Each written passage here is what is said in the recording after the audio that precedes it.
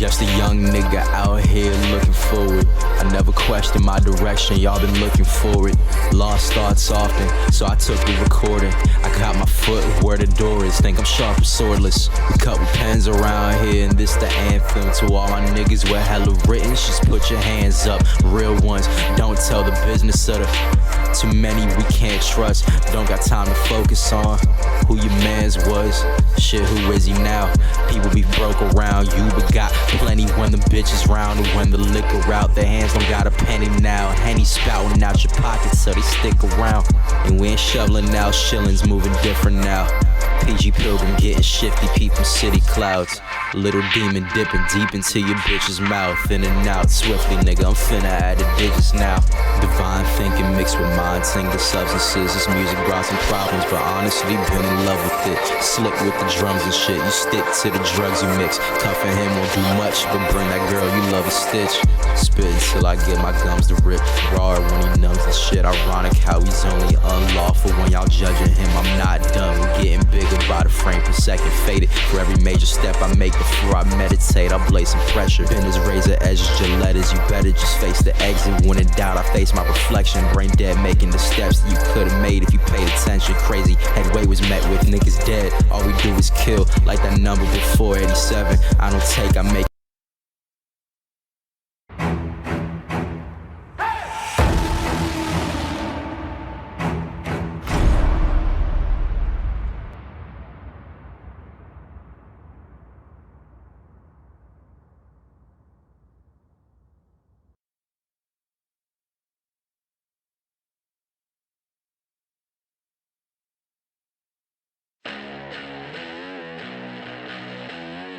Don't be mistaken, your bloody time's up. This ain't no game when I hit it and entertain ya.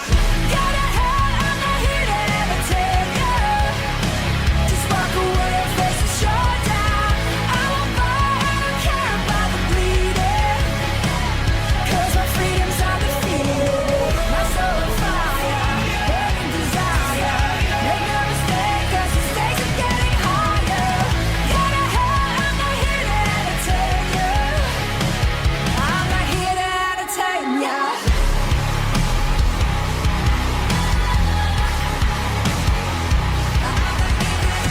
Don't be mistaken, your bloody time's up. This ain't no game when I hit it and entertain ya.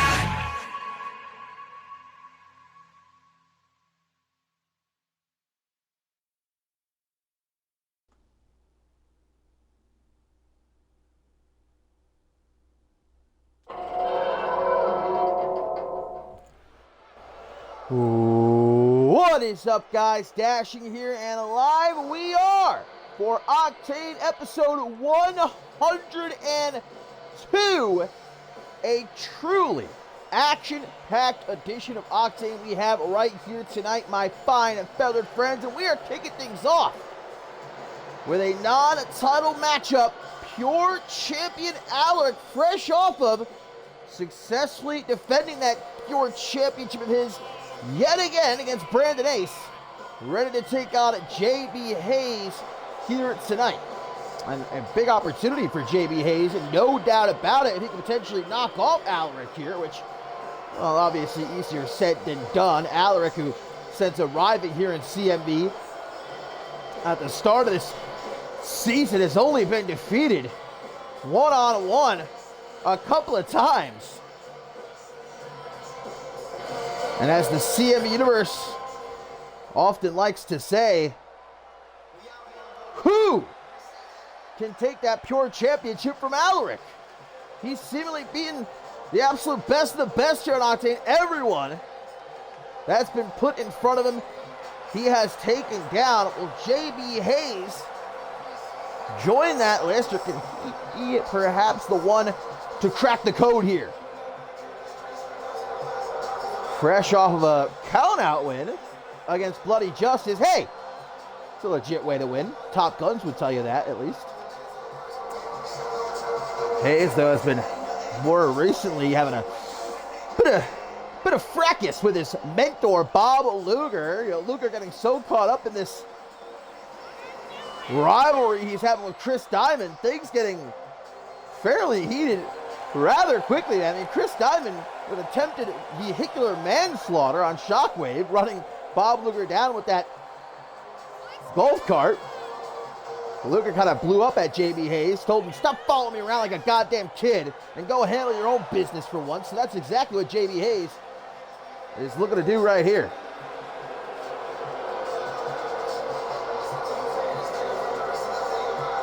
Speaking of Chris Diamond, we got the second matchup in the best of 4 series right here tonight. Triple threat tornado tag team tables match. It's Aurelius, the Laretti brothers, and the Dramatic Dream Team. How about our main event? Adam Valentine gets George King one-on-one.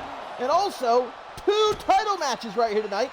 The Global Championship on the line as Aaron Stone will defend against DRH, and the Women's Tag Team Championship going to be on the line later on as Ellie Quinn and Ruby Rattel defend against a mystery team handpicked by Pat LaFave. Indeed, Ellie Quinn filling in for the injured Alexia Diamond, who of course was attacked by Maggie Shaw on Shockwave. There's JB Hayes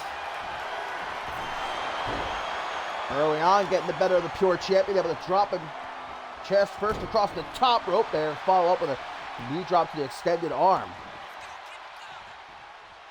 Alaric no short of would-be challengers in that locker room. In fact, we saw Silas Blackwell actually call out Alaric after his defense against Brandon Ace, saying, despite the fact I just got here, I think I'm exactly the kind of man who has what it takes to hold that Pure championship. A lot of people, I think, Blackwell needs to prove himself a little bit more, and well, Alaric might be one of those because he hasn't even responded to Silas Blackwell. Not even giving him the courtesy to shoot him down or anything. He's completely ignored the winner of Reality of Wrestling. JB Hayes looks like, yeah, busted open after getting slammed face first off that top turnbuckle. Comes back at the Pure Champion, though, with that half Nelson reverse SGO. Alaric to his feet, but Irish Whip going to send him off the ropes. Whoa, pop up into a single knee backbreaker. Double knees to the gut, not just once, but twice. It's so nice. And obviously, guys, our next special event this weekend. As a matter of fact, not too sure yet. It's going to be tomorrow night, maybe. More likely Sunday night, but of course, make sure you pay attention to our Twitter. And if you're in our Discord, you'll get alerted. But that's Attack on Australia for the Shockwave roster. But the boys and gals here on Octane, they're looking towards mob violence in just a couple of weeks. And of course, the return of the Royal Rumble match for the men and the women. You know, both these guys right here, Alaric, JB Hayes, looking to be a part of that Royal Rumble matchup. But of course, there's only 30 spots. That's why everybody knows they got to kick it into overdrive. You know what I mean? Prove they deserve one of those coveted spots. So far, we only have one confirmed entrant, and that's Adam Valentine. Announced that he was going to be in the Royal Rumble last week. That's if he survives George King in tonight's main event, though. We'll have to wait and see. But in at JB Hayes. As Alaric up in the fireman's carry position, dropping him again on the top rope. Alaric going to have a very serious case of rope burn by the end of this matchup here. Woo! Kick to the gut and then a kick to the side of the head. Hayes is bleeding really bad, though. That cut has worsened over the last 2 minutes. Face plant for the Pure Champion. JB Hayes going up to Brett's rope now as he waits for Alaric to get to his feet. The former NGW champion with one of those cutters from off the second rope. 1, 2, but a kick out. Alaric may have survived right there, but you can tell the lights are on. Nobody's home. Wait a minute. JB Hayes got cheeky and may have cost himself. The butterfly pile driver from Alaric. 1, 2, but a kick out. JB Hayes is no slouch. Former NGW champion. Protege of Bob Luger. Alaric, look at this though. Headlock, helicopter spin. Tossing him round and round. I think Alaric is trying to set up for that running knee of his. Oh my goodness, again, the helicopter spin. You know how easily you can dislocate someone's neck? Utilizing that maneuver right there. Whoa, out of nowhere! JB Hayes rolling thunder. Complete shot. Alaric just pops right back up at an instant big knee from Hayes, who quickly drops into the pin. 1, only a 1 count. Now it's Hayes going to the corner as Alaric picks himself up. Tries to anyway here in the corner. Hayes, though, sticking on him like white on rice. Delivers another knee. Alaric just will not stay down, though. JB Hayes doing all he can. Punch to the gut right there by the Pure Champion, who now looks for that pile driver of his. That Owen Hart-esque pile driver. Into the pin. 1, 2, but again. And Hayes just keeps getting dropped on his head. Look, it can't last much longer. Alaric, I think he's looking to educate him here. Hayes trying to get back to his feet, trying to fight. But how much fight does he really have left? Ooh, he escaped right there. Right back into the ring, though, and caught by Alaric, who now's got him right where he wants him. Alaric with the educator. Educator locked in. The ropes are right there, and yes! Hayes with a fingertip on the bottom rope. But now Alaric up on the top. This is a rare sight for the Pure Champion. Oh my God, a Meteora! But Hayes pops up, clothesline, and another. Able to duck Alaric's turnaround snap power slam. Hayes with another desperate pin. 1, 2, but the desperation does not pay off. Alaric to his feet. Hayes coming right after him, but he's not fast enough. Irish whip. And a snap power slam from Alaric shows him how it's done. And now it's Hayes using his instincts. Roll to the outside of the ring, trying to give himself a bit of breathing room, but Alaric's on him. Superman forearm smash. And another helicopter spin. Look how Alaric keeps on top of JB Hayes here. Not even giving him a single second to catch his breath, to recover in any sort of way. Goes for the forearm smash from JB Hayes, who now tries to sucker him in. Yes, vintage Hayes, the freeze and shatter. And he's wasting no time. Wait a minute. Jumping cutter on the floor. On the floor, you can get it back in the ring. This match is over. Hayes, come on. Got to get some pep in your step. Making sure, I think here, Alaric does not get a lucky rope break. Has he wasted too much time? 1, 2. Yes, Alaric able to survive. JB Hayes just wasting way too much time there, getting him back in the ring and going for the pin. Tries to go low. Alaric with a knee, though. Turns things around. European uppercut. Drops Hayes here in the corner. Now tries for a stop, but Hayes with a kick first. Trying to close the distance. JB Hayes over to the ropes. What's he looking to set up for here? Alaric, whatever it was, saw it coming. Elbow to the side of the head. Great combination. Finishing with a headbutt and a very European uppercut. Now it's Alaric. Forearm to the face. 1, 2. But a kick out. Man, what a match. What a way to kick off Octane, episode 102. Oh no, going for the educator. Hayes though. Shuts Alaric down. And now off the ropes. Big clothesline. Hayes taking a look around. Soaking in the adoration of these fans here in attendance. Fisherman's driver. Non-stop from JB Hayes right now. He's going hard. Both men down. Hayes struggling to get to his feet, but he does so. And he's wasting no more time. Jumping cutter. This time right into the pin. 1, 2. Kick out. Alaric kicks out. Hayes, though, no wasted motion, man. Gets right back to work. He knows who he's in the ring with. Keeping the pressure on. Alaric, meanwhile, is hurt. What can he do to turn things around at this point? Look at JB Hayes. She's going to throw him to the outside. Maybe looking for a count-out win. Can't seem to pin Alaric here.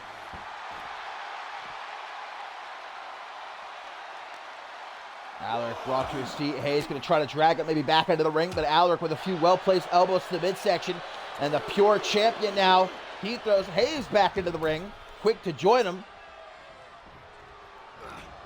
Hayes. There's that front headlock, helicopter spin. Again from the pure champion. Stomp to the ankle, man. That's just a dick move. Now he slowly tries to hoist Hayes up. Deadlift German suplex from Alaric. Some real power on display for the pure champion. Goes back up to the top. Alaric feeling real froggy in this matchup. Frog splash, speaking of.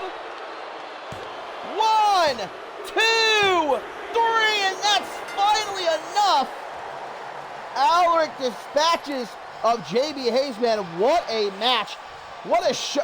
Wait a minute. It's Silas Blackwell. I guess he's not going to wait for a response from the pure champion. He's going to beat one out of him here. The winner of Reality or Wrestling has the pure championship in hand. Oh, man. Smacks Alaric upside the head with it. And a message sent from the Anomaly here.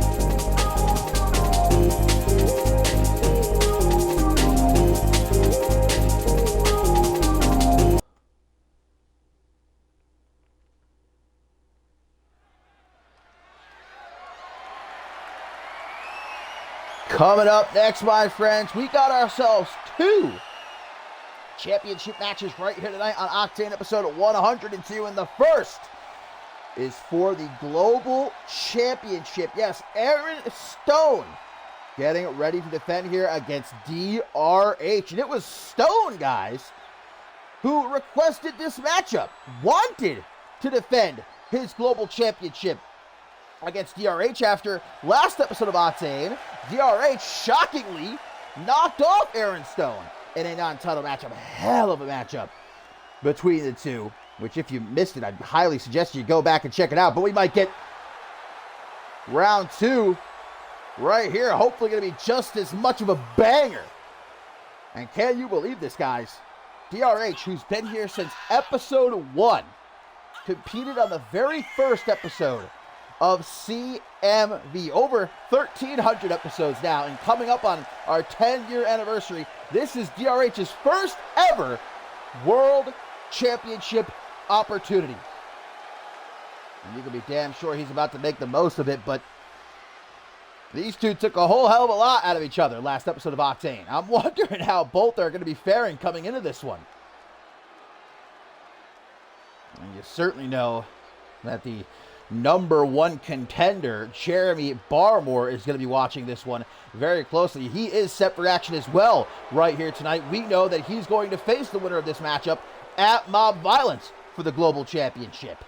Came face to face with Aaron Stone last episode of Octane after Stone's loss to DRH. And on social media, Jeremy Barmore, saying that Aaron Stone is a phony champion, couldn't even beat the likes of DRH, said, "What kind of shot do you think you got at beating me at Mob Violence? Get real." Well, I guess Aaron Stone is looking to show Jeremy Barmore just the kind of champion he is, a fighting champion.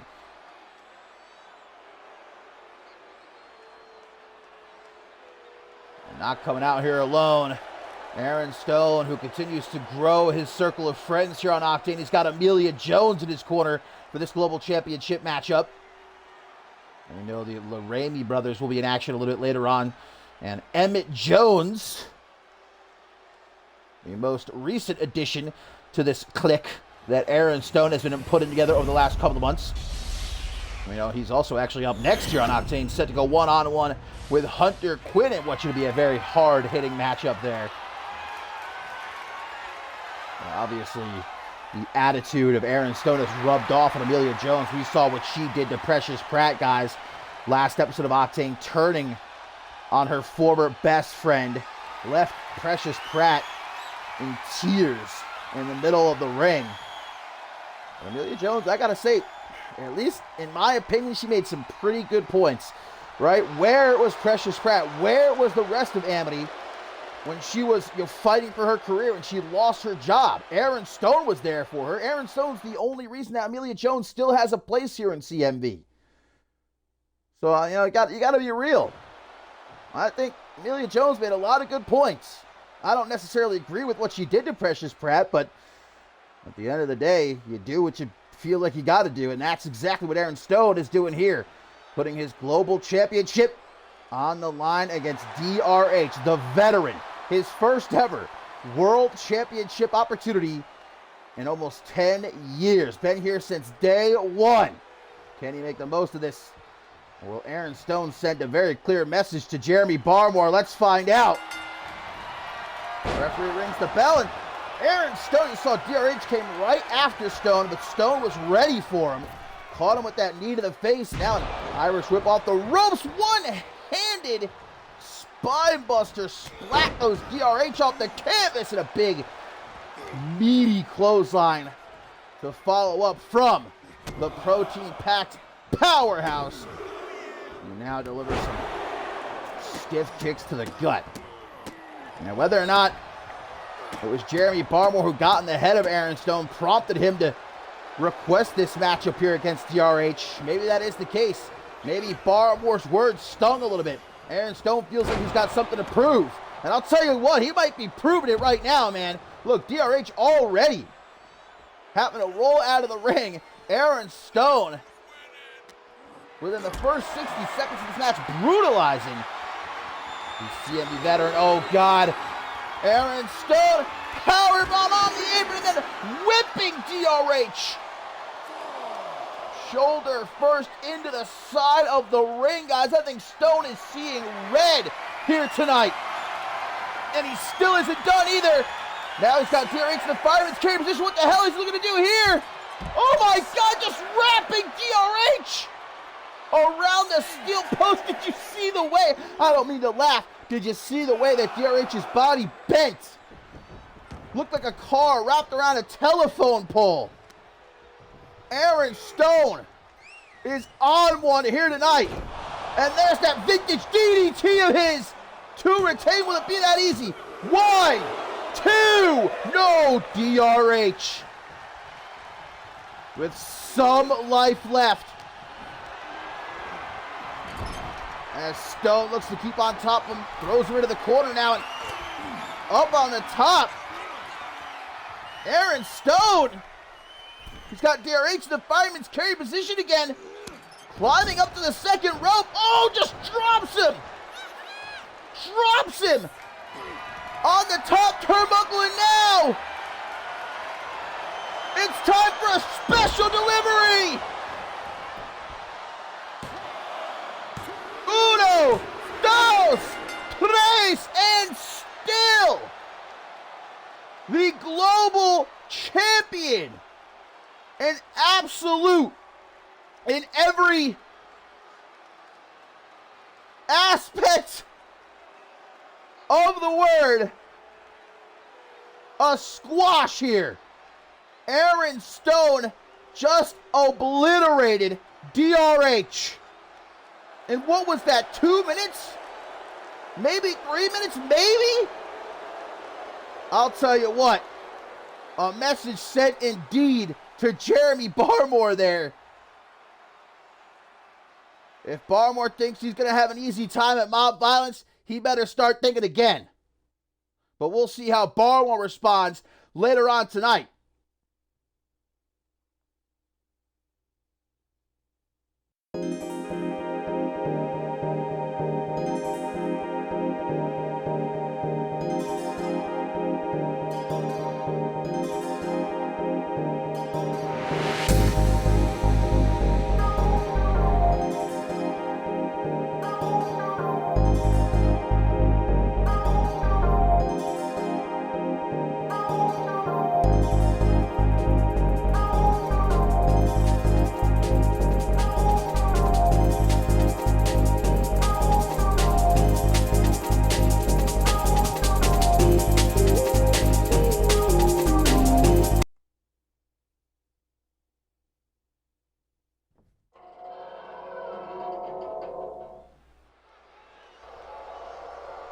Well, off the success of Aaron Stone there, my friends, Emmett Jones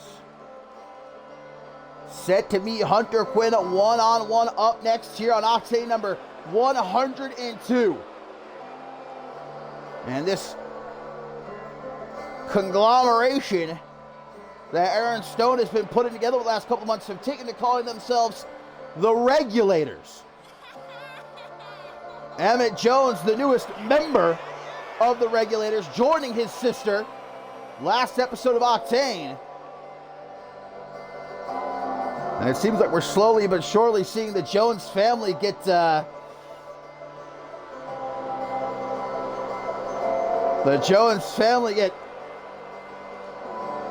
almost adopted by Aaron Stone. The only one left is Tobias Jones. Luckily, he's over on Shockwave, though. Aaron Stone doesn't have as much reach as he obviously does here on Octane.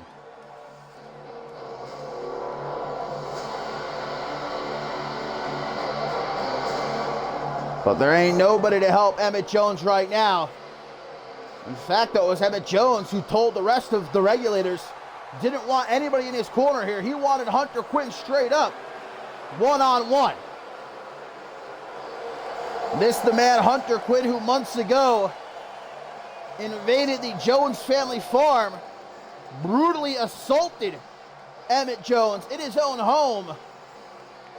Emmett Jones says he still has nightmares about that day that Hunter Quinn came knocking. And we saw Jones get his revenge at Dead in Tokyo following Hunter Quinn's loss to Jeremy Barmore beat the absolute hell out of the Psycho Killer. That's months of built-up frustration Emmett Jones just unleashed on Hunter Quinn. But of course, Quinn returned last episode of Octane after Emmett Jones had his debut matchup here on Octane, knocking off Iskandar, and Hunter Quinn said, if you want a war, you've got it.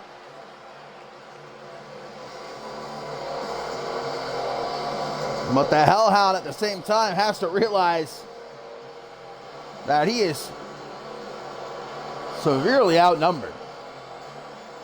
Again, Emmett Jones told the rest of the regulators to stay in the back for this one. He wanted to do this on his own, but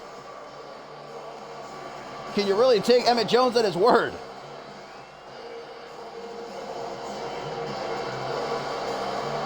And it's not exactly like Hunter Quinn has a whole lot of friends in that locker room. I think you'd be hard-pressed to find one single individual backstage that likes Hunter Quinn. A fair amount of them probably want to rip Hunter Quinn limb from limb. Nice STO right there from Emmett Jones. Despite a pretty big height and weight difference, that doesn't stop Jones. This is a tenacious kid. Could say that much about him. Look, he lost the Reality Wrestling, still found his way into CMV and managed to get himself an Octane contract, which Aaron Stone helped with, just like he helped Amelia Jones. Don't ask Silas Blackwell about it. you'll be standing there for an hour. Oh, now Hunter Quinn gonna take a nice chunk of Emmett's hand here, going in for another bite. Very hungry. Didn't get enough from catering earlier, I suppose. Oh, there's a claw slam from Hunter Quinn now. Yeah, maybe just Jasmine. Jasmine Crossings might be the only one who doesn't hate Hunter Quinn. Ooh, big headbutt. I don't know how much help exactly she would be against the regulators. Tries for a stop right there. Ooh, babe, the thing is you can't really feel bad for Hunter Quinn. It's his fault. The people that he's turned on, that he's stabbed in the back. That's a long list.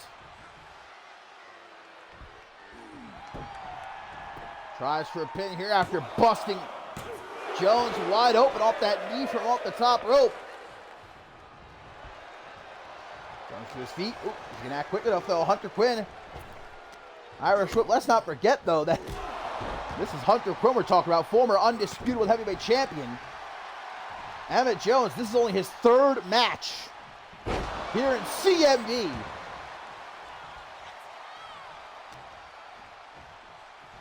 He's not exactly the kind of man that is the best at keeping his emotions in check. We've learned that quickly.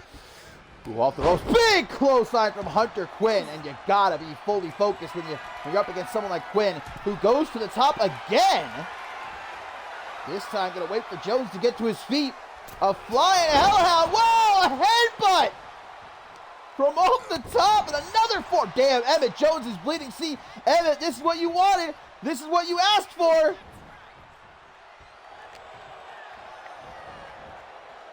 Big choke slam, backbreaker from the former farmer, who now big splash. And struggles to get back to his feet, though. From behind, Enzu Lariat. Hunter Quinn, the veteran, knows where he is. Quickly rolls to the outside of the ring, turns around. Big knee, Emmett. Into the drop down behind now. Spins Hunter Quinn around, gonna scoop him up. Give him the old snake eyes on the apron. Follows up on that, but smashing Hunter's arm off the floor, but able to avoid that elbow drop. Big kick to the side of the head and one to the chest. Back suplex from the Psycho Killer, who now digs into the open wound across Emmett's forehead, throws him back into the ring. Merciless. As always, Hunter Quinn to the top rope. Elbow drop to the back. Shoots the half, forearm to the face. This has been largely one-sided. I mean, honestly, I wouldn't have expected much less. Big Superman punch though from Jones. Wait a minute. Emmett Jones just exploded back to life in a cliffhanger DDT. Ref, 1, 2. The ref with a little bit of delay there. I don't know what that was all about. Might have been a 3 count if he was a tad bit quicker. But Emmett Jones has managed to take full control now.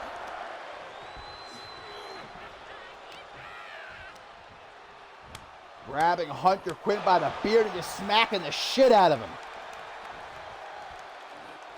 Before hooking both arms. Single knee backbreaker. Yeah, he's definitely fixated on the lower back now of Hunter Quinn, but tries to go off the ropes for a body splash instead. Hunter Quinn quickly drops down.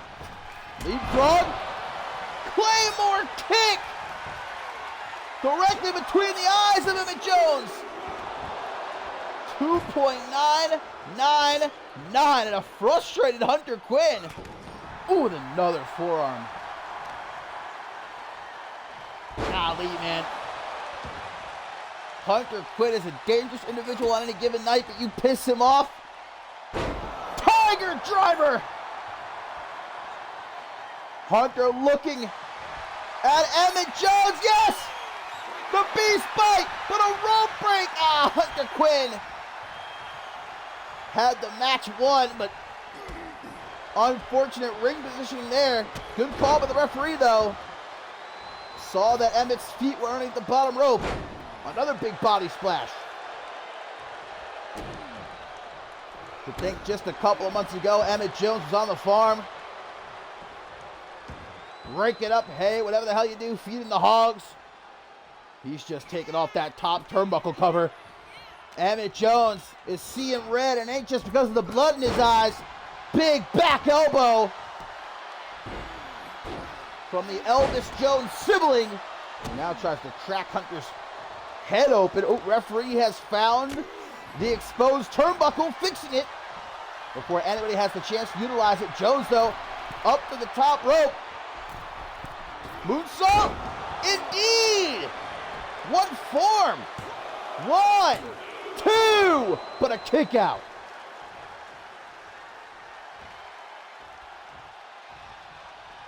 Emmett Jones gonna pull Hunter Quinn to his feet.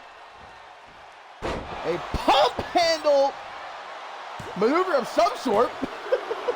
The Jones family loves their pump handles, don't they? That was like a sort of pump handle sit-out facebuster situation, though. Still not enough to keep Hunter Quinn down. He's again gonna roll to the outside and look at Emmett, despite blood covering half of his face. Maybe not the time for a premature celebration. Now it's Hunter Quinn back in the ring, saying, I could throw some dukes with you all night long, boy. Get your ass back in the ring then. And that's exactly what Emmett Jones does. At the count of 6, Hunter Quinn right after him with a knee to the face. Damn, these forearms are dropping like bombs. No, not another though. Jones with a kick to the back of the knee. Sees his opening and he's gonna take it. Last ditch effort from Emmett Jones here. The double on the hook pile driver. Hunter Quinn is out, but Emmett wants to make sure there's no rope break possibility. 1, 2, 3. Emmett Jones has done it. Emmett Jones has beaten Hunter Quinn, but oh, wait a minute. Emmett Jones, I knew it. He's trying to call out the rest of the regulators. Meanwhile, Hunter Quinn trying to fight back. But here comes, I believe that's Bo Laramie. And there's the global champion, Aaron Stone. And now the 3 of them beating the hell out of Hunter Quinn. The win wasn't enough for Emmett Jones. A post-match beatdown from the regulators. Just the cherry on top here.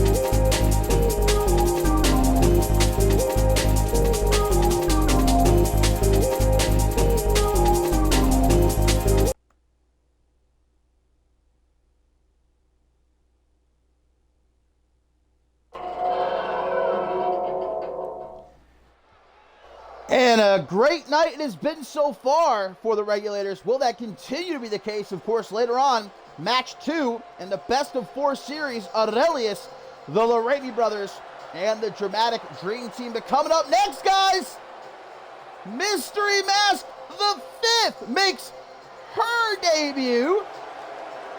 Looking to take on Amira Aiden here tonight. Yes, the mask being donned by another for the first time ever, as far as I know. Look, I'm no expert on the lineage of the Mystery Mask, but as far as I know, the first time ever a female has donned the Mystery Mask.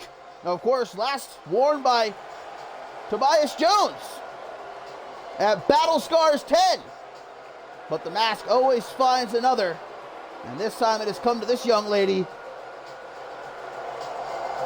who, by the way, those goddamn abs, man, you break cheese on those goddamn things.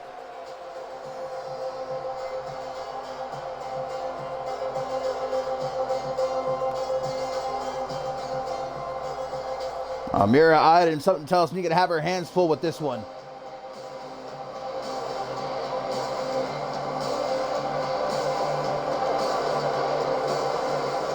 Aiden, who has been in CMV now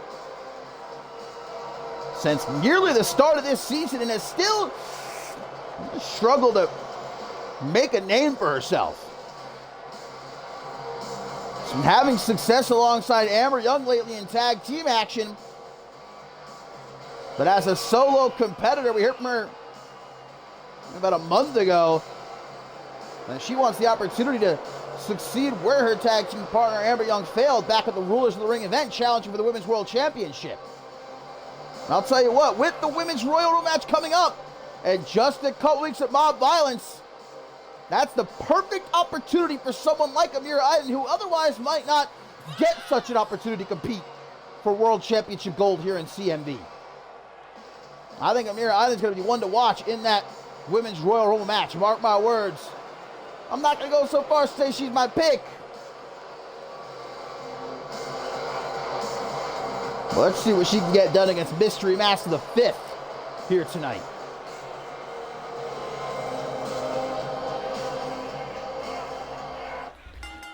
Referee rings the bell, and I think going to go straight after this International Woman of Mystery. Lighten her up with those lethal kicks, of course. Former MMA background, as usual, on display here from the Turkish-born Amira Aiden, who now delivers some nasty shots. Not exactly the way I would think Mystery Mask the 5th wanted this matchup to get underway. Her big CMV debut. And when you don that Mystery Mask, there's a lot of weight on your shoulders. Early pin. Now this would be embarrassing. Luckily, a kick out at 1. Still to come, guys. Women's Tag Team Championship on the line as Ellie Quinn becomes an honorary member of the Uncut Gems, and alongside Ruby Rattel defense against a mystery team, no pun intended here, handpicked by Pat LaFave. We've also still got Jeremy Barmore in action coming up. And our main event, George King one-on-one with Adam Valentine. As Mystery Mask the 5th gets sent down to the outside of the ring. This is very one-sided so far. Item with some more kicks, just lighten Mystery Mask up like a Christmas tree. Looks to drop a quick elbow, but Item moves out of the way. Kick to the chest, now we're back in the ring. Mystery in and of itself. Ooh, nice right that shot. Amira Aiden with an Irish whip. Whoa, coming back at her. No, Mystery Mask drops down. And she looks maybe a bit frustrated with the way this matchup is going so far. Oh, I think she's looking to leave. Mystery Mask going to walk out. Amira Aiden trying to stop her. Oh, it was a trap. Mystery Mask the 5th digging the hole, covering it with leaves. And Amira Aiden just fell right into it. And now back in the ring, Mystery Mask with some added disrespect. Amira Aiden not having any of that. Off the rope, she sends her into a German suplex. Aiden Nasty drop kick. Upside the head. I think Mystery Mask just maybe made the wrong decision, pissing Amira Aiden off. Now trapped in the corner. Aiden gonna hang her up to dry. That tree of woe position. Ooh, Mystery Mask though, a little bonk to the top of the head. Clothesline. And another. Stuck in Amira's clothesline, off the rope she goes. Jumping clothesline. Aiden though tries to get back to her feet. Gut wrench suplex. Now it's the one. Aiden the one picking herself up here in the corner. Mystery Mask runs her down with a clothesline. There's that elbow she was looking for earlier across the chest. Irish whip countered though by Aiden. It's going to be Mystery Mask going off the ropes. Wrong time to let out a roar. Or maybe not. Knee to the face. Looks to keep on top for does Amira Aiden here. Like peanut butter on jelly. Up against the ropes. Delivers a kick to the back of the knee. And just one of those kicks from Amira Aiden, man, could really mess you up good. Talking about these knees right now, though, to the face. And a big boot. Dropping Mystery Mask the fifth down to the outside. Landed hard on the floor. Look how Aiden throws her right back into the ring. No playing around. Amira Aiden. Now it's vicious. Elbows to the back of the head. This gal going hard in the paint, but pin, it's not even a one count. Oh boy, Mystery Mask dragged by the back of the head into the corner. Aiden's just getting started here. Off the rope she goes. Discus forearm to the Temple guys. Middle of the ring. This one could be over right here. And it is. Amira Aiden secures the dub against Mystery Mask the fifth. Mystery Mask, man, she just wanted to play games here. She wanted to be cheeky with Amira Aiden. And that will not fly. Amira Aiden with a dominant display here tonight. An impressive win heading into the Royal Rumble match. Like I said, one to watch.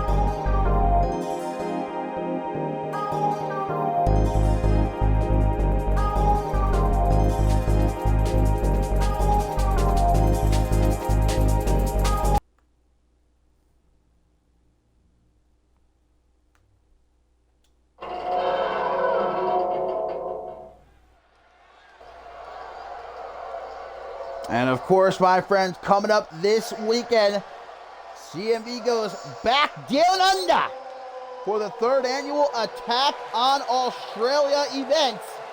And we know one of the matches at Attack on Australia will see Rising Star champion Gianna put her championship on the line against Christy Myers and Danielle Davis. Now, of course, it was Christy Myers who became #1 contender a few weeks back, defeating Hikiko and Danielle Davis on the same night. But Davis has managed to work her way into the championship match. Of course, last episode of Octane, we saw Davis and Myers knock off Gianna and Quinn Bell in a tag team matchup. Davis getting the win for her team. And I guess that was enough to prompt management to give her this opportunity, put her into this championship match, which I've heard Christy Myers is not happy about. Reports are she's been going around backstage expressing her displeasure with this becoming a triple threat match. And it seems like perhaps this budding friendship, allyship at least, maybe they're not friends, but they've definitely had respect for each other. The last couple of weeks we've seen that. I'm talking about Myers and Davis, of course. That might be out the window at this point. And I can see Christy Myers from her point of view. Look, she became #1 contender. She beat Hikiko and Davis on the same night. And now Davis manages to worm her way into this championship match. I don't think it's Davis's fault. Obviously, she's going to take this opportunity when it comes her way. Why would she be dumb not to? Gianna, all the while, finding herself in what is always a difficult position for a champion, defending in a triple threat matchup where she won't even have to be involved in the decision to lose her championship at Attack on Australia. But of course, Gianna from Australia, she said on social media, "You two losers are going to be in my house this weekend. And you're going to be going home empty-handed. I can promise you that much." But you know that Danielle Davis, maybe she's heard what Christy Myers has been saying, hearing what some of the CMV Universe have been saying since this championship match is announced, looking to prove that she deserves to be in the Rising Star Championship match in Attack on Australia if she can knock off the champion in this non-title matchup here. Gianna got her with a Black Widow really early on, like the first 20 seconds, trying to make Danielle Davis tap, but that ain't gonna happen. Oh, that slap was nowhere near connecting. Now gets sent into the corner. Big body splash, though, sidestepped it. Big Danielle Davis, who now with an Irish whip to send her off the ropes, drop down, and a clothesline. Drop kick to the back of the head. As Davis hopefully doesn't allow all of this talk, though, to distract her too much, because you know Gianna is locked in. As she sends Davis tumbling down to the outside, maybe looking for her own count out win, payback for last episode of Octane. Davis and Myers won that tag team matchup by count out against Gianna and Quinn Bell. Ooh, kick to the gut there from the champ. Ooh, responds this Davis with one of her own. Which one was better? You decide. Big time Widow's Peak. Trying to break the neck of the former Women's World Champion. And Gianna now gets back into the ring, mocking. Look at Danielle Davis, though, with the kip up, saying, "Hey, oh, we're having a little bit of a pose-off, it looks like." The pose-off, close-off. Back in the ring, though. Gonna try to get her into the corner. No, elbows from the veteran. Well, there's another hellacious boot to the go. Whoa! That monkey flip. Whew! Gianna about to be sent up into orbit for a moment right there. European uppercut. Pop star princess. And she's not in the studio blessing the human race itself with her gorgeous voice. She's in that ring putting boot to ass. Okay, Davis gonna miss again with that slap. Pendulum backbreaker. The fact of the matter is, Gianna, one of the longest reigning Rising Star champions of all time. Former Women's Tag Team Champion. Former Women's World Champion. That's a Hall of Fame resume right there. Don't play with my girl Gianna. Now delivers some stomps to the back of the head. Stomp to the wrist, too. The bow and arrow applied here. Getting a nice shot of the ref's ass. Able to escape is Danielle Davis. As Gianna drags. Gets dragged over to the ropes, but able to separate. Springboard forearm smash it now. I didn't see anything wrong with that. That looked completely legal to me. Discus big boots. Vintage Gianna. I said boot to ass earlier. That was boot to the face. But Danielle Davis able to survive. You can see she's hurt, though, as she rolls out onto the apron. Desperate for some refuge. Well, she jumps back into the ring now, though. No, she can't allow Gianna to take a strong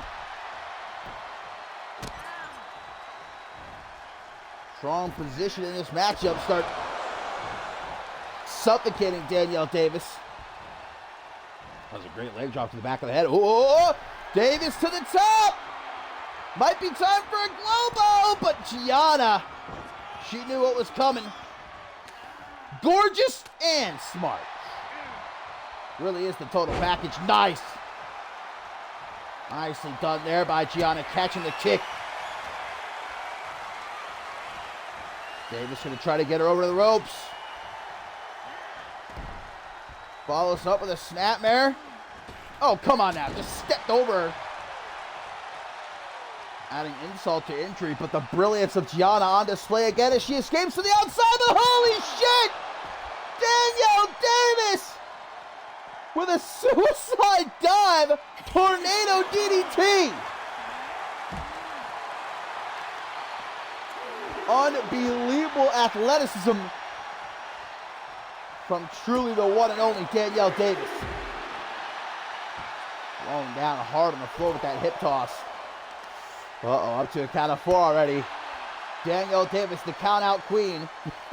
Is she going to score another count-out win against Gianna here tonight? No, oh, she's going back into the ring. Is she going to break the count? She is! Danielle Davis sick of people saying she can't win matches any other way. Oh, but she just ran right into another Gianna big boot. Maybe she should have taken the count-out win when she had the chance. Gianna taking her time. She knows this one's over. Grabbing Davis by the hair. Just having fun at this point. Gianna can end this match anytime she wants right now. But she's not done. The rocker dropper, middle of the ring. And that's why I think you shouldn't listen to what these numbskull fans say. Danielle Davis could have had the match. Wait a minute, though! Davis kicks out. Gianna's frantic. I would have bet you my last pair of shorts right there this match was over. Davis still, though, finally hits the slap. Third time's the charm, they say.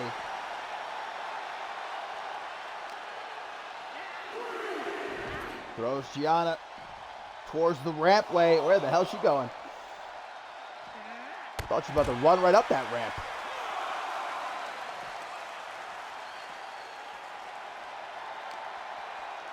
Davis sending Gianna back towards the ring.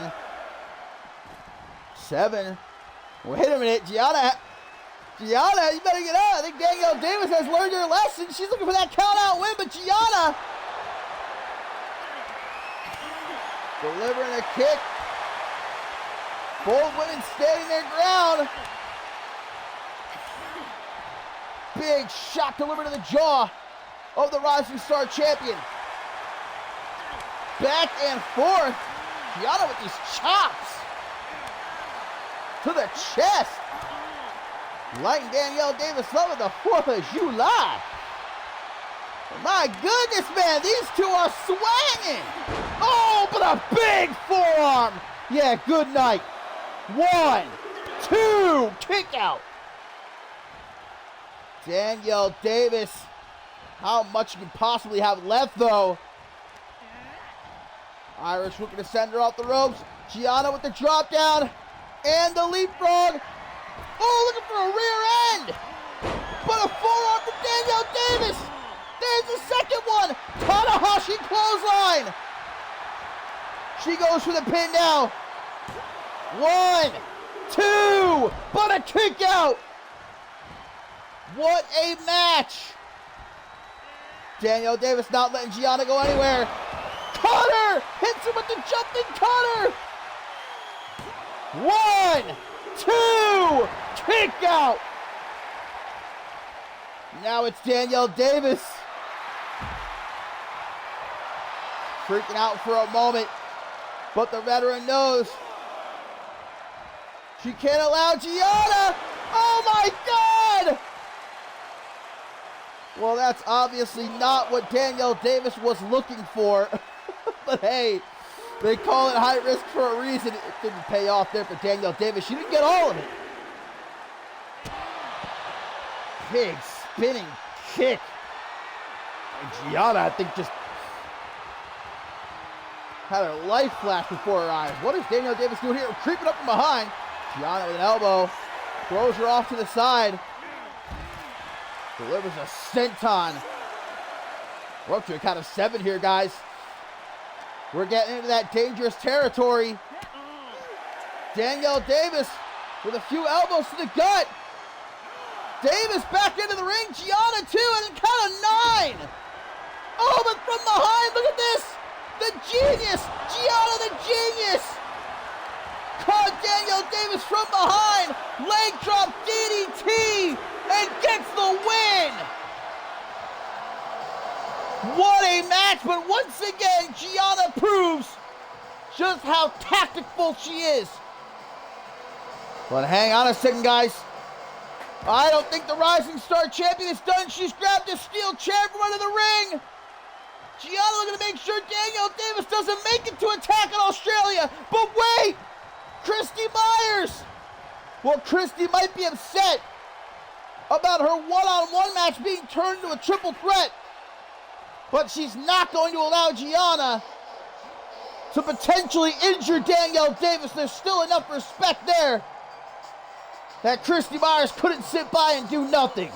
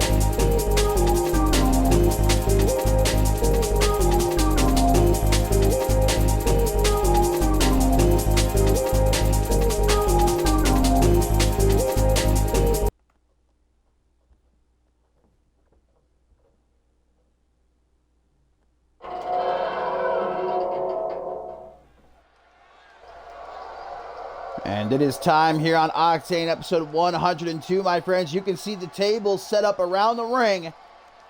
The best of 4 series continues. Match 2 between Aurelius, the Laraimi brothers, and the Dramatic Dream Team to crown undisputed Octane Tag Team Champions after the controversy in Tokyo, Japan. And we saw match 1 last episode of Octane, guys. Triple threat Tornado Tag Team elimination match won by the Dramatic Dream Team, which means this best of 4 series could end right here tonight if Kai Thatcher and Ricky Delaney win this tables match. They will be crowned the undisputed Octane Tag Team Champions. Either Aurelius or the Laraimi brothers must win here to make sure that we make it to match 3 in the best of 4 series. Chris Diamond and Andre Rogers, the former Octane Tag Team Champions. Diamond, who this past episode of last week's Shockwave ran down Bob Luger in one of those golf carts.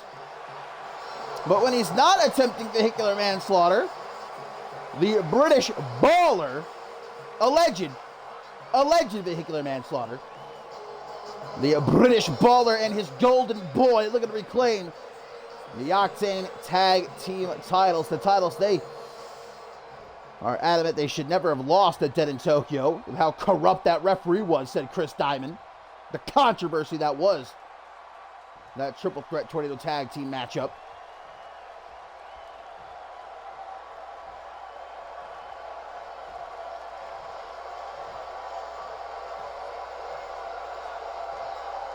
And it has already been a hell of a good night here on Octane episode 102 for the regulators.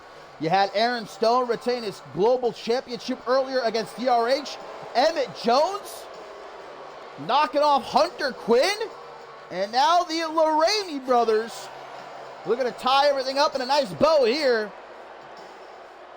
by winning match 2 in this best of 4 series. They are, of course, the quote-unquote Octane Tag Team Champions, left Dead in Tokyo with the gold, but obviously a whole lot of controversy surrounding the ending of that matchup. The Larabi brothers say it's a whole bunch of hogwash. They even have to go through all this. They are the rightful Octane Tag Team Champions, but Pat LaFave deciding maybe all three teams had a good point, so he's gonna make it clear who the deserving undisputed Octane Tag Team champs are with this best of 4 series that he has put together. And again, it was the Dramatic Dream Team who won match 1 last episode of Octane, the elimination matchup. If they win here tonight, the best of 4 series is over, and the Dramatic Dream Team will be crowned the Octane Tag Team champions. Kai Thatcher and Ricky Gelani just one step away from championship gold, the gold that they believe in a whole lot of members of the CMV Universe believe they should have won at Dead in Tokyo. And this is a tables matchup, my friends. That means no pinfalls, no submissions, no countouts, and no disqualifications. The first team to put a member of one of the other 2 teams through a table will win this matchup. This is going to be a chaotic one. We better buckle up. Aurelius, the Larini brothers, the Dramatic Dream Team. Here we go. As we see Bo Lorraine quickly drop Kai Thatcher to the outside. Who's going to go for a table first? Coming up next, guys, Jeremy Barmore is in action. How will he respond to Aaron Stone's dominant display against DRH earlier tonight? Heading into their global championship match at Mob Violence, also still to come. The Women's Tag Team Championship on the line as Ellie Quinn and Ruby Rattel defend against a mystery tag team put together by Pat LaFave. Don't forget about our main event also still coming up. Adam Valentine one-on-one with George King as Bo Lorraine with an eye gouge to Chris Diamond, but hey, no disqualifications here, completely within his right. Do whatever he has to do to win this matchup. Oh, what up, Max? Welcome, my friend. Oh, looks like I think it was Bo Lorraine the first to try to go for one of the tables there, but Kai Thatcher stopping him. Here comes Ricky Gelani to help out.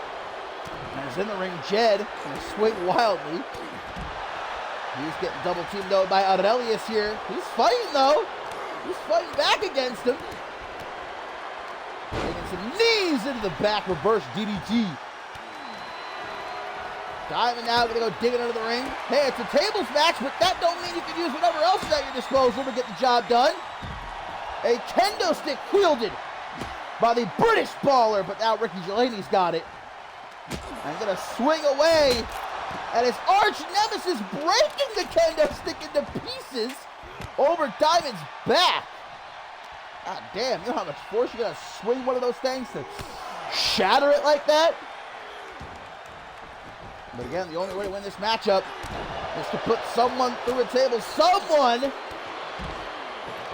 is getting put through the pine here tonight. Ricky Gelani sending a table into the ring. We're going to set it up. Andre Rossi, I think, fixing to stop him. Just took some wood to the face. Oh, sets up the table and it immediately collapses. Kai Thatcher's been busted open. I didn't see when that happened. In a matchup like this, bound to be some crews. Well, here we go. Table set up in the middle of the ring now, guys.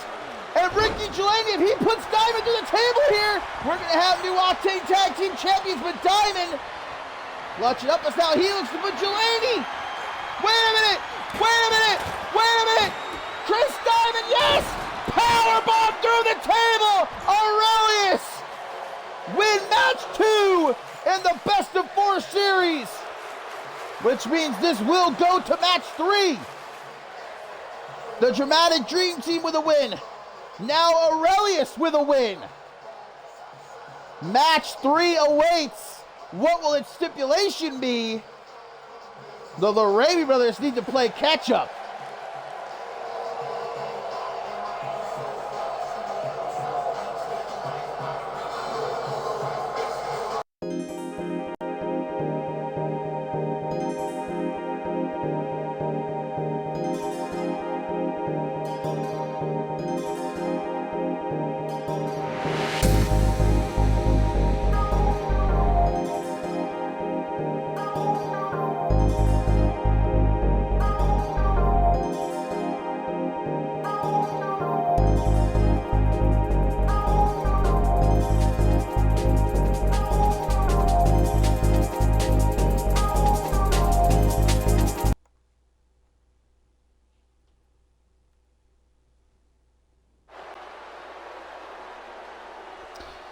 We are live here on Octane, episode 102, my friends, and already in the ring for this next matchup, Colin Kidman, who is the unfortunate soul who must stand across the ring from a gassed-up Jeremy Barmore here tonight. The workhorse who's been on the warpath over these last few weeks, becoming a #1 contender, and now a date set with Aaron Stone for the Global Championship in just a couple of weeks at Mob Violence. We saw Aaron Stone just earlier tonight dominantly defeat DRH with the Global Championship on the line. Obviously, Barmore, I would say, got in the head of Aaron Stone at last episode of Octane, calling him a phony champion. Well, Stone proved that is not the case earlier tonight. Now Barmore looks to send a message back. And all I'll say before the bell rings is good luck to Colin Kidman here. Look, let's not necessarily count him out straight away. Maybe this kid can surprise us, but whoop! Never mind. Jeremy Barmore with a single leg takedown and a Barmore to belly. Wait a minute! Wait a goddamn minute! Barmore to belly, but Barmore's not going for the pin. What the hell's he doing? Barmore, oh my God, Barmore to belly again! A second Barmore to belly, but no, he's still not done! Jeremy Barmore's still not done! Barmore to belly a third time! Yeah, count to 100! This match is over! Jeremy Barmore! Good God! What was that, 30 seconds? If? Uno, dos, tres. The Barmore to belly 3 times.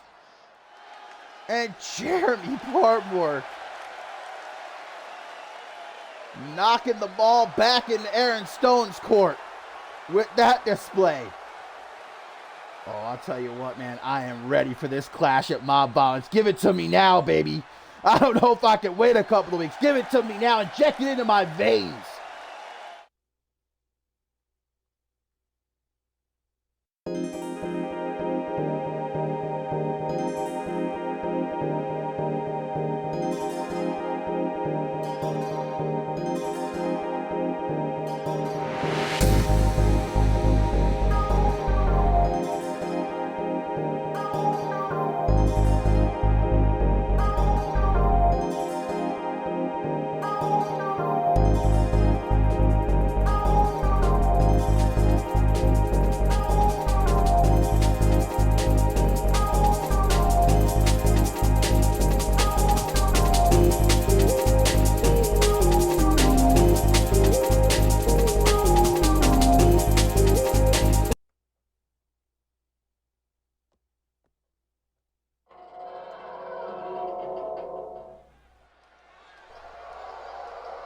We really need someone to go back and see how long exactly that matchup was, because I think Jeremy Barmore may have just, with that win over Colin Kidman, had one of the quickest matches in CMV history.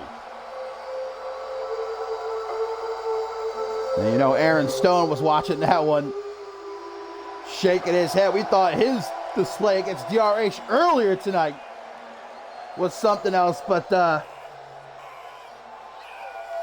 yeah, rivaled by Jeremy Barmore there in his win over Colin Kidman. Leon, you legend, you. Blessed for the sub. But now into our next matchup we go, my friends, in Octane. Well, you can see it now rocking the tailcoat Val colors and her logo as well. One of the latest defectors, alongside the likes of Maggie Shaw and Xander Slate, to the arsenal of tailcoat Val. And there you see Sarasi, tailcoat Val's watcher, in the corner of Octane for his matchup here against Ben Stacy tonight. Sabanto striking a devilish deal with tailcoat Val. to supply her with his dreaded demon, Octane, to utilize as she will. As if Maggie Shaw and Xander Slate weren't bad enough, man, bolstering the arsenal. Ben Stacy, he's cut his hair. He's got himself some new digs. I don't know if that's going to be enough, though. Taking on Octane here tonight. Look, I'm not going to be the one to discount Ben Stacy and say he doesn't stand a chance here, but this is quite a mountain to climb, literally and figuratively, for the Doctor, even with Ileana Summers in his corner here tonight.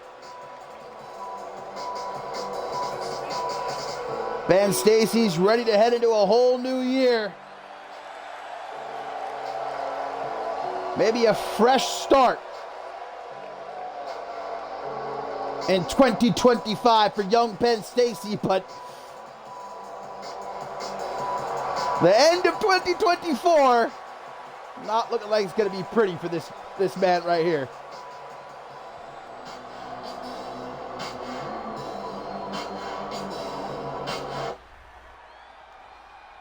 So here we go, Octane, Ben Stacy, one-on-one, guys, and these two have been confirmed, joining Adam Valentine as being confirmed for the men's Royal Rumble match in just a couple of weeks at Mob Violence. And I'll tell you what, my pick, I don't even need to know the other 27 competitors, man. Octane is gonna win the men's Royal Rumble match. How can you eliminate someone like that? How do you get him over the top rope? Mark me down right now. I gotta hit up Shea Hossie, man. Tell him to make a couple of bets for me. Ben Stacy trying to do what he can against Octane here early on. Oh, and now the choke from the dreaded demon, who, if he wasn't already one of the most dangerous men, the most dangerous man in all of CMV, now with the arsenal of Tailcoat Val backing him, forget about it. The former global champion. Looking to knock Ben Stacy off the apron, though. Stacy back in the ring with a springboard at Europe. Here, uppercut chops down. Octane goes for the pin, but only a 1 count.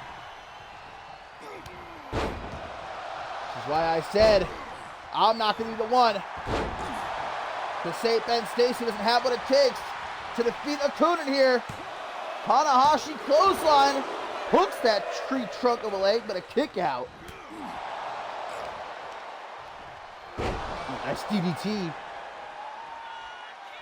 Octane, though, making the smart move to over the outside. I don't know if he's going to be safe out there, though. Suicide dive from Ben Stacy.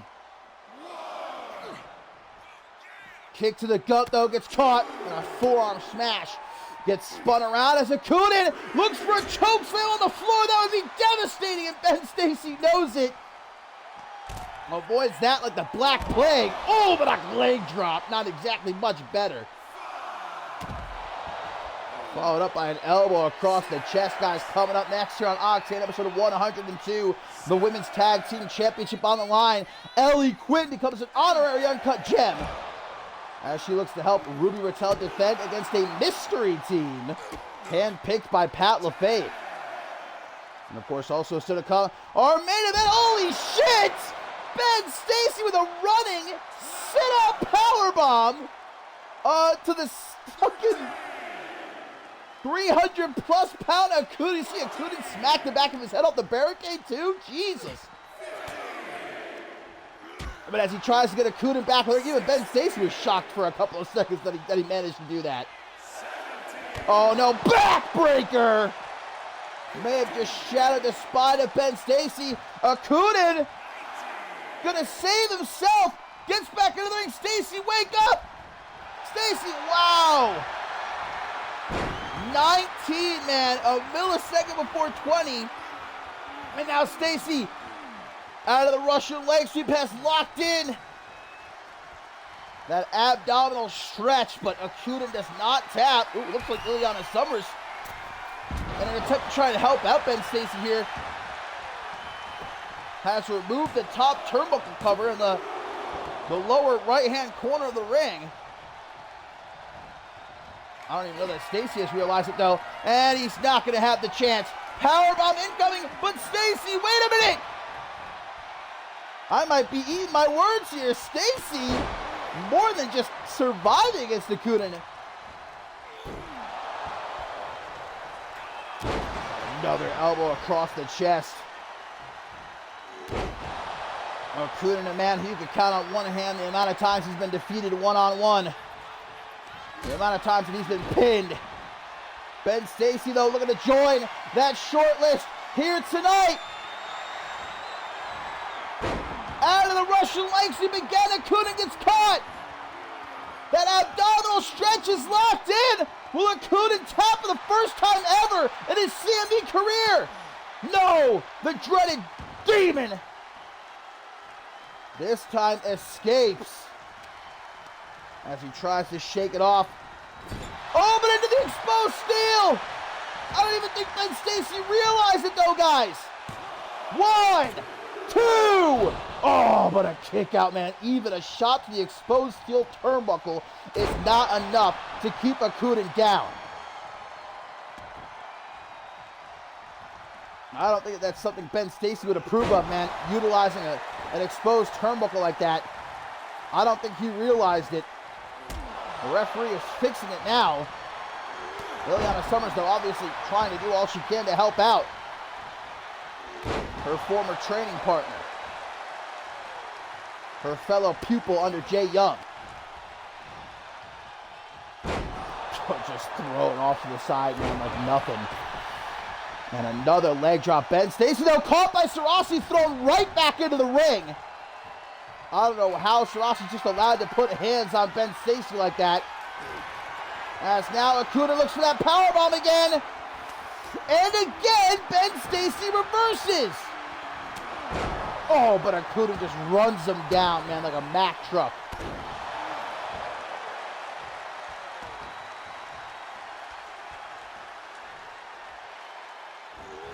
Stacy, what the fuck?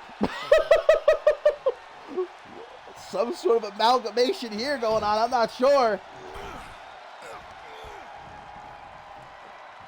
Pulled out of the corner, scoop slam. And this is a rare sight. Okunin up to the second rope. Tries for a headbutt. Stacy gets out of the way. Put down hard with a forearm smash. Doesn't stop there though to Stacy. Headbutt. That's gotta be like headbutting a fucking brick wall. To the top now, Ben Stacy with a swanton! Hooks the leg. 1, 2, 3. Oh my God, he's done it! Ben Stacy has beaten Okunin! I can't believe it! I am eating my words! Ben Stacy has just pinned and defeated Okunin here tonight!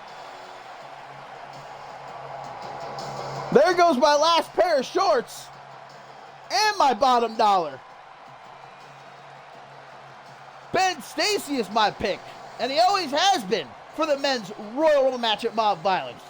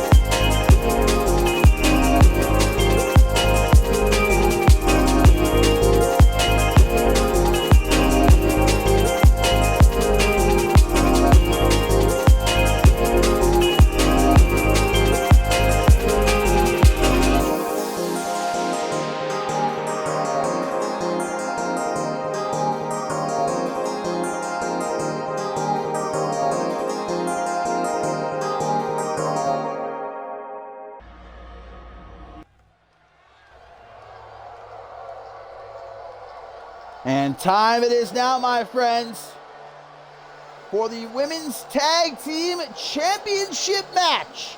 Here on Octane episode 102, Ellie Quinn becomes an honorary uncut gem here tonight as she looks to help out Ruby Raquel defending the Women's Tag Team titles against a mystery team handpicked by Pat LaFave.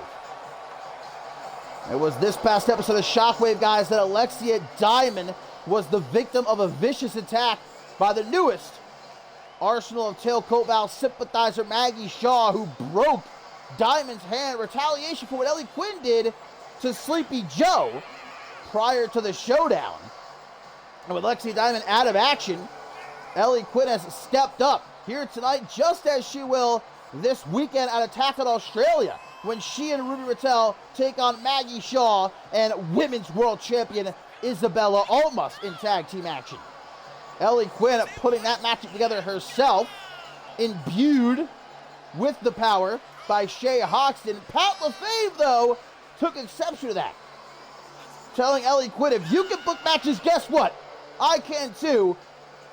And you're going to help Ruby Raquel defend the women's tag team titles tonight against a team of my choosing. Ellie Quinn said, hey, just another obstacle, bring it on. Ruby Raquel, meanwhile, looked a little bit worried. Teaming with Ellie Quinn is one thing. Defending the women's tag team titles with Ellie Quinn, that's another. And especially not knowing who they're going to be defending against here. Who has Pat LaFave found to challenge Raquel and Quinn here? And it's not necessarily the fact that Ruby Raquel doesn't trust Ellie Quinn, doesn't necessarily believe that they can't get the job done together, but Ruby Raquel, she won the women's tag team titles with her best friend Alexia Diamond. They've defended the tag team titles numerous times together. This should be Alexia Diamond here. Ruby Raquel can't help but to feel maybe like in a way she's betraying Alexia Diamond in some sort of fashion. But the fact of the matter is, she doesn't have much of a choice in the matter. Pat LaFave has made this matchup. It's gonna happen.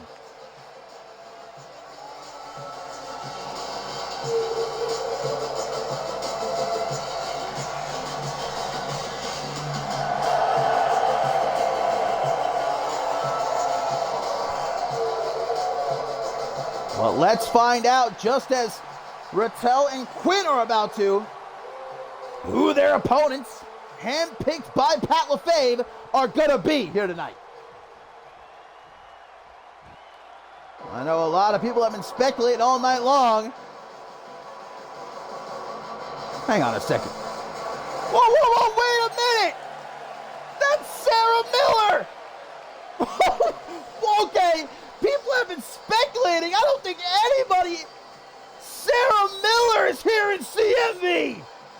And there's the man himself, Pat LaFave, escorting her to the ring, guys. Sarah Miller arriving here in CMV. A world-renowned competitor competing in some of the biggest companies today around the world.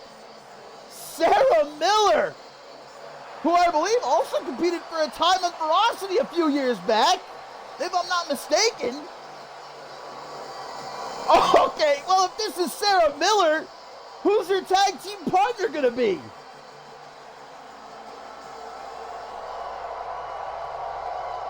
Pat LaFave pulling the ace out from his sleeve. What? Wait a minute! Sarah Miller and Alice Blake? The kick connoisseur? The former CMV Women's Intercontinental Champion! Former Ferocity competitor, one of the longest reigning Intercontinental Champions of all time on Ferocity! Holy shit! Pat LaFave was not playing around here tonight! Sarah Miller and Alice Blake! The challengers for the women's tag team titles here tonight!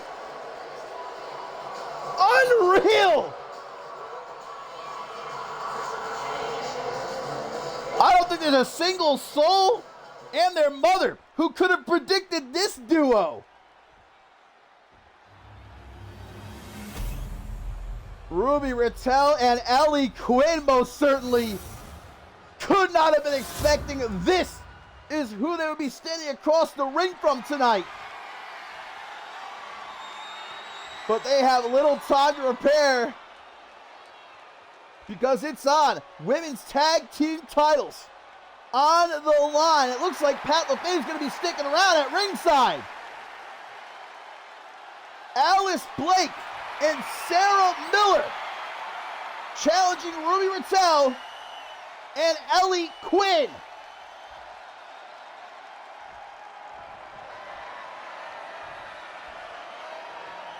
I don't know that there's ever been a bigger curveball in CMV history. Ellie Quinn gonna kick things off here against Sarah Miller. As our referee rings the bell here, Octane episode 102. A debut and a return. But quickly, Quinn's gonna send Miller into the corner. There's been very few times throughout CMV history, guys. It's almost 10 years of existence that someone has debuted in a championship match. Even fewer times that that person debuting has won the championship in their very first matchup. You think of Levi Marta, that comes to mind immediately. I think of Drake Dunn in NGW. Sarah Miller and Alice Blake looking to join that extremely short list. Ruby Rattel now tagged in. As we get a Hurricane Rana, I know that Maggie Shaw and Isabella almost got to be having themselves a laugh watching this, though. Slammed face first off the canvas as Sarah Miller looks to make a tag to Alice Blake, the kick connoisseur back in CMV. A massive name on Ferocity for years, former Intercontinental Champion. Hasn't been seen in CMV, though, for years at this point. She is back tonight as she delivers a kick to the shin of Ruby Rattel and then a cheap shot to Ellie Quinn. Couple of stomps to face. Ellie Quinn trying to reciprocate that cheap shot, but missed as Blake makes the tag to Sarah Miller. Big enziguri. You had to figure it only a matter of time for Sarah Miller made her way here to CMV. Like I said, massive name all around the world, competing in some of the biggest companies. Now she finally arrives in CMV as she ties up Ruby Rattel. Well, Isabella almost, if she is watching, probably had to look away there. Loving the tag so far between Blake and Miller as well. Pat LaFave watching from ringside. Miller tagged right back in. I think he actually just took off that top turnbuckle cover. I guess he's looking to do more than just watch. He's sick and tired, though, of this power struggle, man. And especially Shay Hoxton now coming in and giving Ellie Quinn the power to book matches, to do whatever the hell she wants, to levy fines. Pat LaFave said, I don't know what the hell's going on, but this is still my show, and I'm going to prove it to you. Luckily, the referee fixed that top turnbuckle in time before Ellie Quinn was sent into the corner. Big suplex by Sarah Miller, who shoots the half, hooks the leg. 1, 2, but a kick out. Kick delivered to the back. Miller now tries for an Irish whip. Quinn, though, able to reverse, puts Miller into the corner. Ooh, but a nice, quick forearm. And another enziguri delivered. Makes the tag to Alice Blake, but a tag also made to Ruby Rattel at the same time. Ruby Rattel has had a hell of a week, man. Retaining the women's tag team titles at the showdown against the Arsenal Tailcoat Val. Defeating women's world champion Isabella Almas on Shockwave after a hellacious matchup. That brawl just earlier tonight with she, Ellie Quinn, and Troy Cole against the arsenal of Toko Val, and now having to defend the women's tag team titles alongside Ellie Quinn, who's not her tag team partner, against a debuting Sarah Miller and a returning Alice Blake. Talk about a workload, man. Irish whip. Rattel tried to counter but got caught flush by the kick connoisseur, doing what she does best, delivering a kick right to the chest, but broken up by Ellie Quinn. I don't know if that's going to save Rattel, though.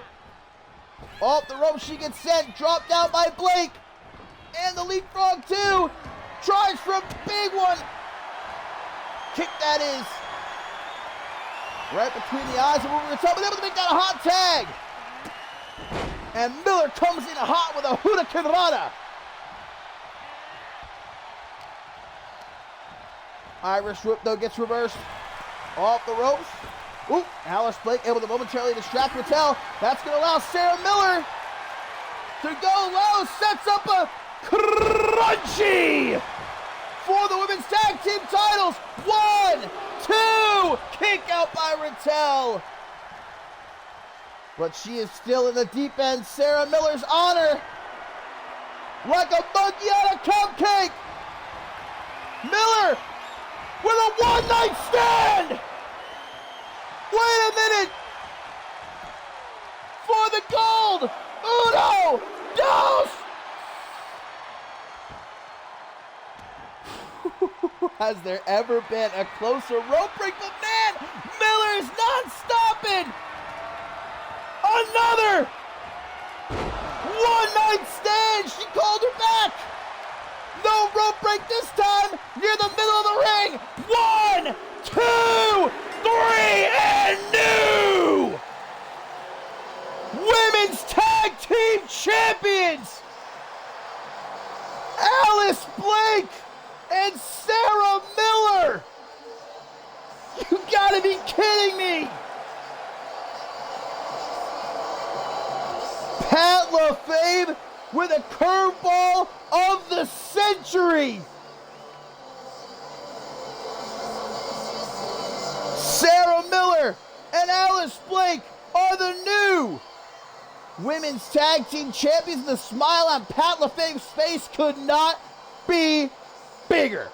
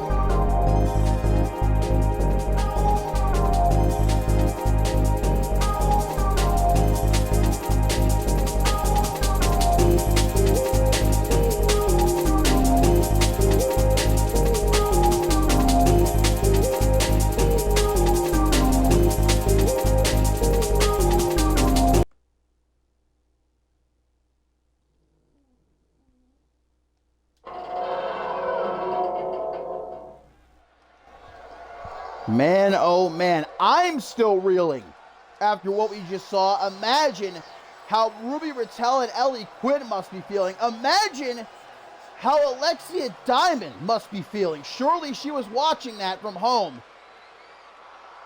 And I can only begin to wonder what that heartbreak must be like. Losing the women's tag team titles, not even being involved in the match. Sarah Miller and Alice Blake are new women's tag team champions, but for Rattel and Quinn, guys, there's no time to sit around and cry about it, because this weekend they go down under, attack on Australia to take on Maggie Shaw and women's tag team champion Isabella Almas. Just as here in our co-main event, Bloody Justice gets set to go one-on-one with B-Man. Of course, still our main event to come. Up next, George King and Adam Valentine, one-on-one. And it's weird to say because Bloody Justice is usually the one doing the stalking, it could be described as here in CMV, but he's been the one borderline stalked by Salvage over these last few weeks. Salvage even going so far as to journey to the Bloody Forest, enter BJ's domain. And the two talking to each other, it's indecipherable. It's like two psychotics in the mental ward having a conversation.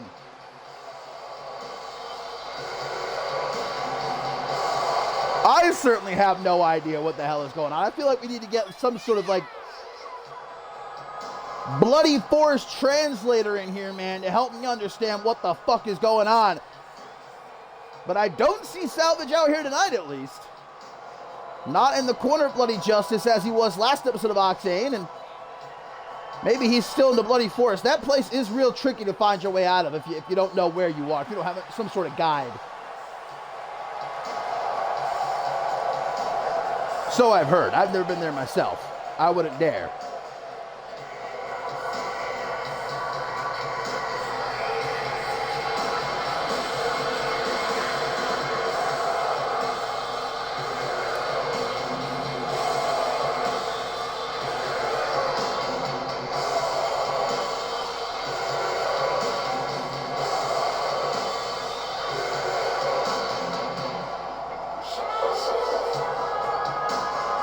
Bloody Justice, though, certainly, much like everyone else here on Octane and Shockwave alike, looking toward mob violence in a couple of weeks in the Royal Rumble match. Bloody Justice, another name confirmed. So we now have 4 names confirmed of the 30. Adam Valentine, Akun and Ben Stacy, and Bloody Justice. B-Man, meanwhile, of course, representing Amity, but is Amity really even a thing anymore is the real question. They've been in shambles, guys, it feels like for months at this point. Now with Amelia Jones turning her back on Precious Pratt last episode of Octane, you got Toyota Camry, who is pretty much walking around with a broken neck. Tracy James embroiled in this fight against the Arsenal Tailcoat Val, having his ass handed to him by Subject Zero at the showdown. Trying to remain in high spirits is B-Man, as you can see, but I don't know if that lasts much longer against Bloody Justice here in our tournament event. Yeah, to say Amity is hanging on by a thread, I think is putting it lightly. Ooh, the choke from Bloody Justice as B-Man hop back into the ring, but has to be careful here not to get himself disqualified. B-Man able to escape anyhow as he goes off the ropes, trying to do what he does best, fly through the air with that springboard back elbow, but Justice quickly to the outside. Right back in though, B-Man. And don't look to be celebrating too early. Big knee for the former Octane Tag Team Champion.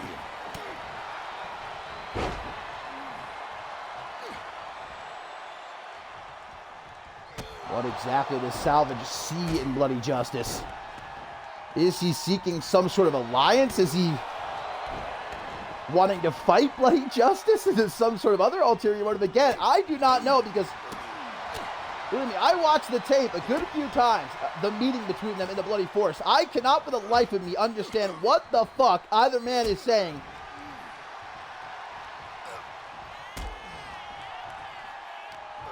All I know is I want nothing to do with it. All right? Keep me as far away from these two as humanly possible.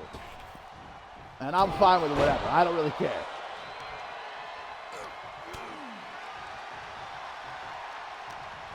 B-Man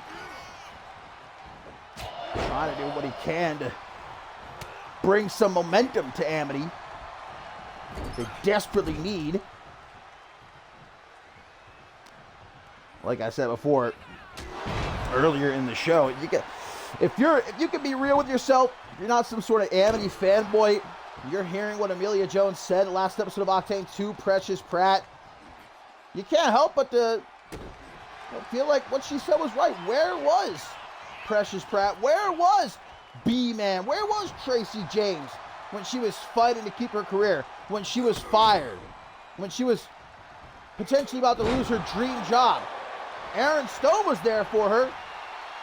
He saved her from being kicked out of CMV permanently. Was Amity there? Nope. They were nowhere to be seen. Some friends, she said. Great reversal there by Bloody Justice into Sister's Joy. 1, 2, but a kick out by B-Man. That's how fast, though, Bloody Justice can have you beat. A lot of people, I think, sleep on the speed of Bloody Justice. He is just as fast, though, as he is tough. B-Man out. Gets to his feet. Bloody Justice from the top to the outside with a double axe handle. And a headbutt. Gonna have himself a nibble. Trying to get some of that honey. Well, he's all Bloody Justice after he hit that Sister's Joy. B-Man might have been able to kick out. But he is in La La Land by the looks of it. Bloody Justice back in the ring. Seeming like he would be happy to take a count-out win here. He might get it because B-Man... Oh, B-Man starts to move. Bloody Justice going on the attack, but that might have been a mistake. B-Man gonna throw him down onto the floor. He gets back into the ring. And B-Man letting it be known he's A-OK right here. I don't know if that's true, though. Fireman's carry, KO kick. Just gets right back up. B-Man trying to keep on him. Like a bee on a flower, you might say. Trying to get some pollen. Another nice reversal there from Bloody Justice, who now with an Irish whip off the ropes. He goes big back elbow, the Justice effect. And Bloody Justice might have the match won, but he says not good enough. The spider walk out of the corner. The prelude for Sister's Joy. No, B-Man with the stinger. 1, 2, kick out though. B-Man might have had his wings clipped for a moment, but he's back now. Springboard moonsault into the pin. 1, only a 1 count. Stomp to the arm, gonna force Bloody Justice onto his chest. Step up senton across the lower back. And with Bloody Justice hurt, B-Man knows it, looking for another. No! Counter by Bloody Justice. Sister's Joy a second time. 1, 2, 3. Bloody Justice secures another win. There he is, Salvage. He was watching, but what is he out here to do? Oh, Salvage. But he's getting rid of B-Man. Chucked B-Man out of the ring. Wait a minute. Maybe we have our answer. Salvage seeking a friend?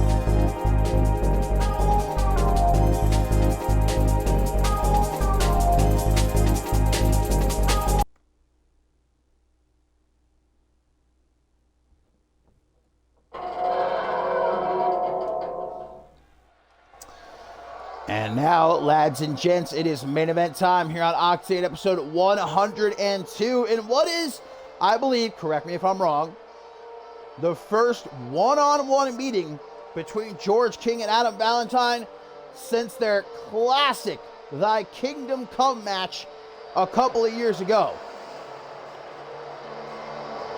Now we bring that up because in just a couple weeks at Mob Violence, Thy Kingdom Come returns as George King and Morgan will meet one-on-one inside the Hell in a Cell.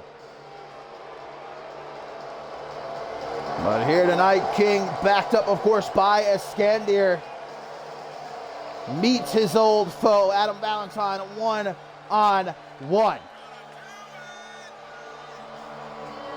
Valentine, who alongside Morgan caught the L at the hands of King and Iskander at Dead in Tokyo, but didn't have the last laugh. It was Morgan who a couple weeks ago cost George King his #1 contenders match against Jeremy Barmore, prompting King to issue the challenge For Thy Kingdom Come, which of course Morgan gladly accepted. Finally, there will be no Iskander, there will be no Adam Valentine, there will be no one. It'll be King, it'll be Morgan, inside the Hell in a Cell, with the loser leaving CMV.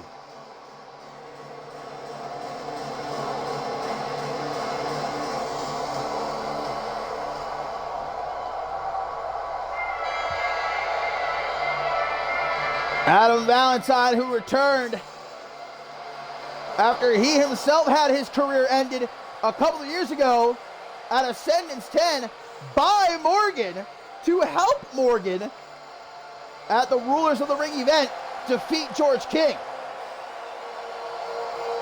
But in doing so, Valentine managed to earn himself an Octane contract. He's putting it to use. Declared himself for the Royal Rumble match at Mob Violence. But here tonight, he looks to survive George King.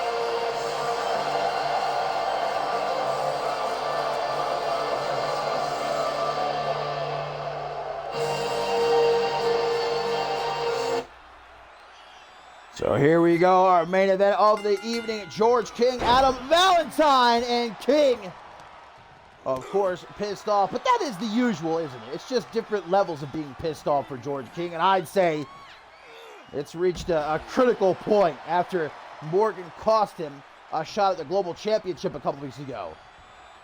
So you know he's looking to vent some of those frustrations on Valentine here. But the GOAT of CMV not looking to be a stepping stone for King here. Looking to bolster his momentum heading into the Men's Royal Rumble match at Mob Violence. I don't think Adam Valentine really gives a hoot whose career has ended at Mob Violence to get rid of one of his all-time rivals, either King or Morgan. Even though he's had a very fragile alliance with Morgan over the last couple of months. It's not exactly like they're best pals. Morgan wants nothing to do with Adam Valentine at the end of the day. Ooh, big knee in the gut there. Iskander trying to help out George King, has taken off the top turnbuckle cover there in the upper left-hand corner of the ring.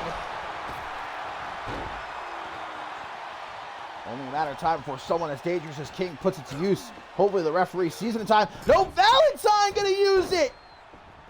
The sneaky devil!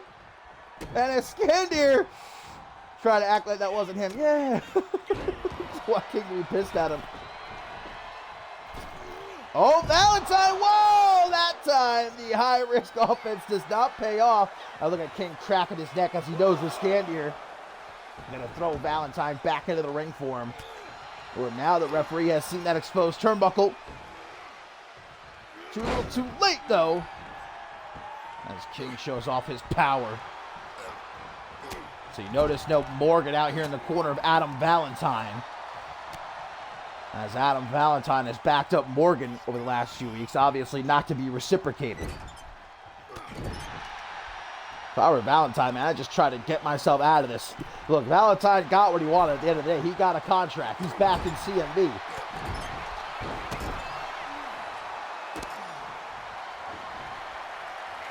Slingshot leg drop to the back of the head. All the while, Iskander has just thrown a sledgehammer into the ring. Valentine going to try for a quick pin. 1 count only for the GOAT of CMV, who now looks for that vintage pop-up cutter, just like my favorite CMV wrestler of all time, El Valentino. I wonder if Adam Valentine knows it. Follows it up with a springboard body splash, hooks the leg for the win. But a 2 count only, and a frustrated Valentine. He's got to know it's going to take more than that. He's been in the ring with George King too many times to think it's going to be that easy. Out of the corner, King escapes, but Valentine, man, just sticking to him. Like peanut butter on jelly. Drops him on that top rope. Rolls through. Very fluid motion by Adam Valentine. Air raid siren neck breaker. And not letting him get far. It's Adam Valentine. We know what he's looking for, that slapjack, but King knows it too. Countered into the Royal Flush. 1, 2, but a kick out. Vice versa, King's got to know. He's going to have to do more than that to keep Adam Valentine down. Well, he does know it. Vintage King bow tie backbreaker, and no wasted motion from George King, man. The killer with another Royal Flush. But will the ref turn around in time? He's too busy fixing that turnbuckle. Got a Scandier, you fool. 1, 2. And a Scandier may have just inadvertently cost George King this match. If the referee wasn't too busy fixing the top turnbuckle, that very well may have been a 3 count. Good news for Valentine. He now looks for a straight jacket neck breaker. There's a good few people who would say George King does belong in a straight jacket. Well, I'm not saying I'm one of them. By the way, King, if you hear this. Valentine looking for another pop-up cutter. This time right in the middle of the ring. Oh, but a Scandier from ringside causing the distraction. This is foolish of Valentine. He's a veteran. He should know better than to fall for this. King managing to get back to his feet. Big clothesline. And now a roar. As King giving Valentine a tour of the islands. 1, 2, 3. George King victorious here in our main event, but he's not done, guys. He just had a Scandier supply him with a chair. George King's not finished with Adam Valentine here tonight. He's going to make sure he doesn't make it to Mount Violence. But wait, it's Morgan. Morgan with the save. Driving off the Scandier and King, saving Adam Valentine from potentially having his career ended a second time. And I guess Adam Valentine can count on Morgan after all.